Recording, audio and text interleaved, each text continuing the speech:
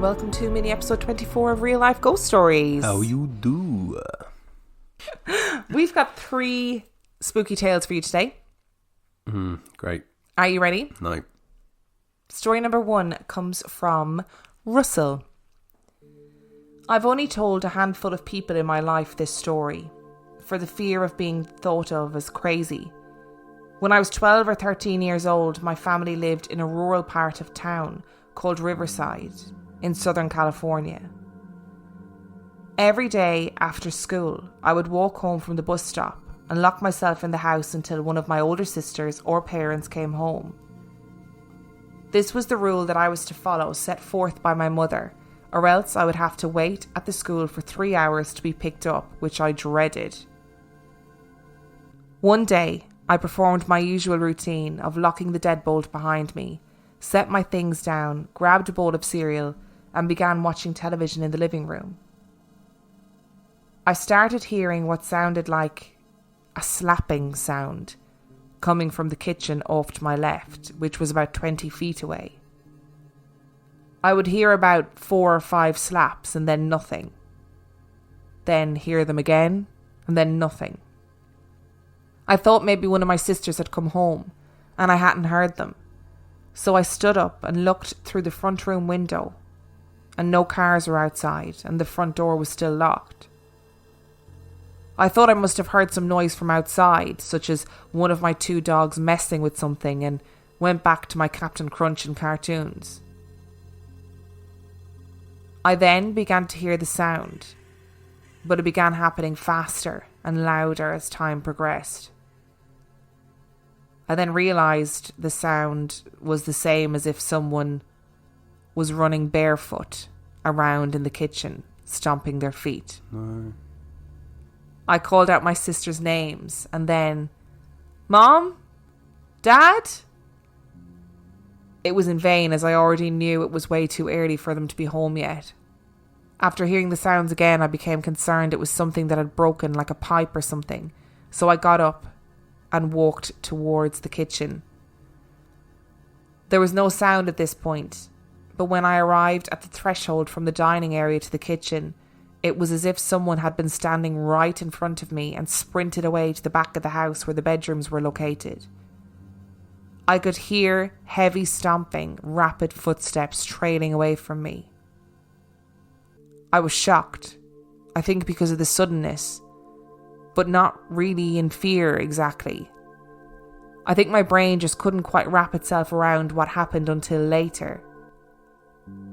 I slowly walked back to the living room, sat down, turned the television way up, and did not blink an eye until my sisters came home. A couple of years later, my parents divorced and we lost the house. One day while in the car, I was in the back seat with my mom and my sister in the front reminiscing about the old house. I overheard them talking about weird things in the house on Dallas Avenue. They spoke of hearing conversations in the hallway in the middle of the night, always feeling as if they were being watched.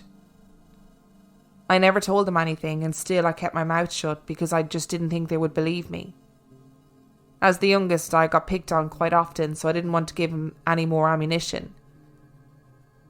I've done my research and could not find anything at all. But a few years later, I did remember one thing. On the day we moved into that house, I was 9 years old, and the next door neighbours came over with their 12-year-old daughter to introduce themselves. Her and I were talking, and she was telling me about things to do in the neighbourhood, places to explore. When all of a sudden she said, "The people who lived in this house before had a little boy who died there." At hearing this, her parents immediately hushed her and they left shortly after. I got to know her very well after that, and I know she wouldn't say something like that if it wasn't true just to freak out a stranger. At least I hope she wasn't that mean. This experience sparked my interest in the paranormal, and I know things exist that cannot be explained by conventional methods, and it allowed me to view it without fear, but with a clear and open mind. It's giving me goosebumps. I don't like the idea of bare feet on the kitchen floor.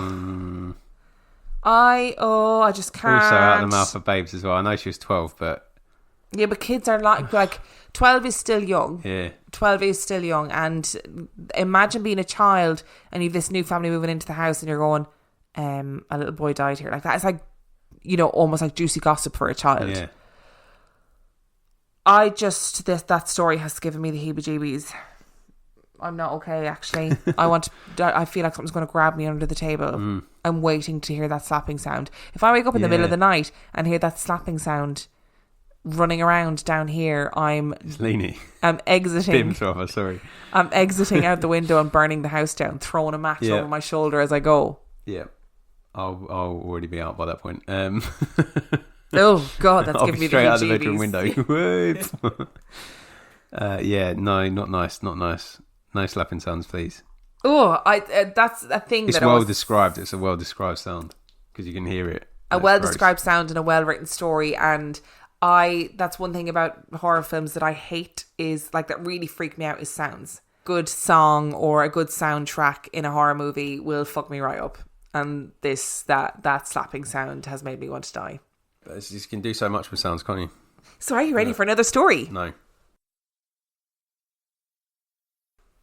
Story number 2 comes from Kayla. My aunt has had a close friend, B, who many years ago lived in a haunted house. B's husband was out of town, and it was the middle of winter in a mountain town in the Rockies. She left my aunt's home one night, and due to the late hour and the weather, my aunt waited an appropriate amount of time before calling B to make sure she'd make it home safe. Well, the phone rings. It was way before cell phones were even a thing. And rings, and rings. And on the last ring, before the answering machine picked it up, the phone was picked up, and a man answered. He greets my aunt, who asks if the man is B's husband, and if B was there. The man says, "No, I'm Rick. B isn't home yet." He tells my aunt to call back in 7 minutes, and then he hangs up. Exactly 7 minutes later, my aunt, thoroughly freaked out, calls again, and this time B answers. She's out of breath because she had just arrived and had rushed to answer the phone. My aunt tells B to check the house because a man has broken in. He's definitely lying in wait to attack her. B looks around the house while my aunt is on the line and concludes that no one was there. She asks my aunt what was going on. And as soon as she heard the name Rick, she let out a sigh of relief. Rick had been haunting the house for years. Mostly, he was a helpful, benign presence. He even folded their laundry sometimes and kept bats out of their attic. When B and her husband had their son, Rick moved out temporarily because of the crying. Eventually, Rick became more trouble as B's son grew up, so a man came to the house and got him to leave. Now, there are bats in the attic. So I guess you win some and you lose some. What? No. In the world? No. I don't know. Oh, why answering the phone? Imagine the fear of that aunt thinking genuinely somebody has broken into that house. I would have been onto the cops straight away. But then, in a time of no cell phones, she would be home before the police would have gotten there anyway. Realistically. So unsettling. That is too much. I'm dying to know what they mean by Rick becoming more trouble. Yeah, what does that mean? But that's how it all starts in horror films, where they're like, they realise when they finally accept it's a ghost, they're kind of like, oh, it's quite nice. You know, it's only a bang or a knock here and there. And then all of a sudden, boom, their son is possessed, trying to kill his parents. House is on fire, yep. House is on fire. There's animals flying in and like killing themselves, and bats are everywhere, and it's all awful. Well, no, the bats were everywhere after the ghost left in this story. Bats are everywhere after the ghost leaves. It's all awful. Yeah. No, I'm not happy with that. Answer something else. Oh, you know what I feel about technology and ghosts. Yeah, you're just not a fan. Ooh. I know you say it all the time.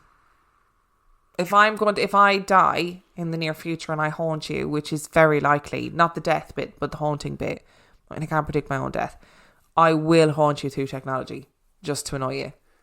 Just so you know. I probably will also fold your laundry, so it'll be like that story will be, win some, lose some. I'll take the laundry folding, to be fair. And our final story is a series of stories from Jordan. When I was much younger, my dad was dating this woman with several children. On times when she had her kids, they would stay at my dad's house because this woman lived with my dad. I was not at my dad's house on this particular night, as I primarily lived with my mom. Late one night, after everyone had went to bed, my dad was on the couch. The kids were asleep in what was my room at the time. To set the scene, the home was set up where the living room was set to face the television. To the left of the TV was a small hallway where 2 bedrooms and a bathroom were. Behind the living area would have been my dad's room. So from the couch you can see the guest bathroom and down the small hallway a bit. This is a detail that will be important in a few stories. So my dad is awake on the couch and catches a glimpse of a child in the hall. Being that it was very late, my dad stands up to tell the kid that it's time to get back into bed. And the child darts back into the bedroom. My dad peeks his head into the room to check on everyone and sees that all of the kids were fast asleep. It couldn't have possibly been one of the kids. This freaked my dad out, as it should have anyone. He later researched that oftentimes bad spirits will portray themselves as children. This too also becomes an important detail. My dad had a friend over this particular night. This night they had been drinking, so my dad's friend decided to stay the night, as it wasn't safe for him to have driven home. So my dad had gotten up in the night. He heard his friend, who was sleeping on the couch, call his name. So he gets up to check on him. My dad's friend looks at my dad totally freaked out, and he said that he kept hearing something walk past him. It was obvious to him at this point that it hadn't been my dad walking past him. As they're standing in the living room, they see a shadow on the wall in the small hallway where the guest bathroom is. The shadow moved into the bathroom. They're both freaking the fuck out at this point. Then they hear the toilet flush. What? And they see the shadow leave the bathroom. Needless to say, my dad's friend got up and left immediately. Here's a first-hand account from me. I was very young at this point, maybe 7 or 8. I was laying in bed and it was a terrible storm outside. In front of my bed, to the left, is my closet. So I was laying in my bed, already afraid because of the storm, and something catches my attention out of the corner of my eye. My closet doorknob started to turn. So I sit there in terror for a second or two, and then the door cracks open. No. I screamed for my dad and told him what had happened. Shortly thereafter, we moved my bedroom to the room across the hall. At this point, I'm now in high school. So this story is something that several of us encountered together. It was no secret that the house was haunted. My father and I openly talked about it even as I was a child. We had never felt threatened by it at this point in time, so we got to talking one night and decided to look up a paranormal investigator in our area. Time passes and the night comes where we have the investigators come in.